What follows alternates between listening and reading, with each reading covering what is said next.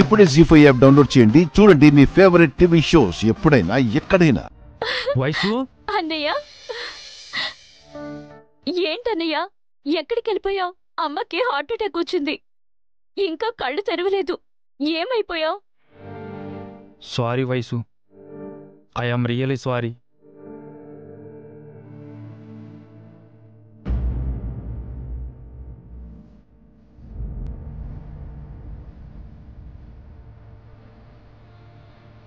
Sorry mummy, ఇదంతా నా వల్లే జరిగింది. I am really sorry. నువ్వేం తప్పు చేసావు ఆనంద్? తప్పు చేసింది ఈ వసు గారు. తనే ఒప్పుకుంది.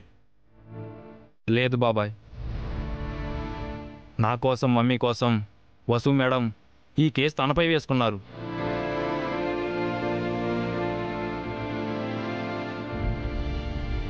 సారీ మేడం, మిమ్మల్ని మిస్అండర్స్టాండింగ్ చేసుకున్నాను. అభి సార్ మీరు ఎంత మంచివారో తెలియక మిమ్మల్ని అనరాని మాటలు అన్నాను.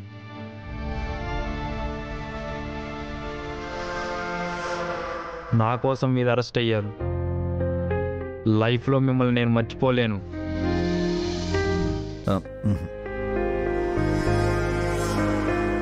మీ పట్ల నేను ఎన్ని తప్పులు చేసినా మీరు నన్ను క్షమించారు. నువ్వంటే మాకు కోపం లేదు ఆనంద్. మాకు మీ అమ్మగారంటే చాలా గౌరవం. ఆవిడ చాలా గొప్ప మనిషి. ఆవిడ నిండు 100 ఏళ్ళు బ్రతకాలి.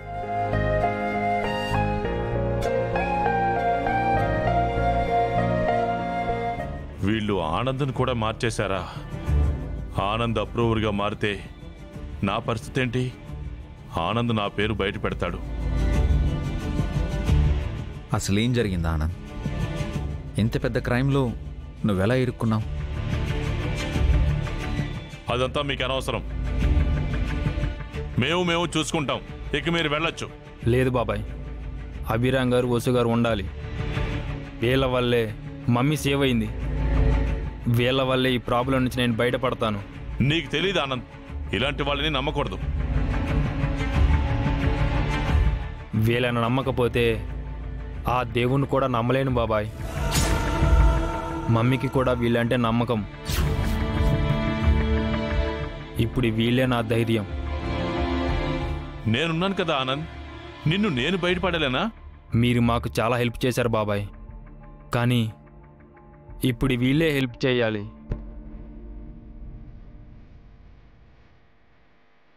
నేను ఈ క్రైమ్లో ఇరుక్కోలేదు సార్, ఇన్వాల్వ్ అయ్యాను.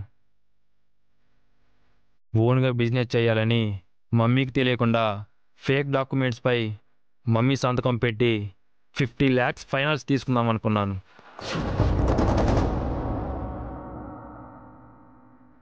ఆనంద్, అదంతా తర్వాత మాట్లాడుకుందాం. అన్నయ్యని చెప్పనివ్వండి బాబాయ్. అసలు ఇలా చేయమని నీకెవరు చెప్పారు ఆనంద్? అది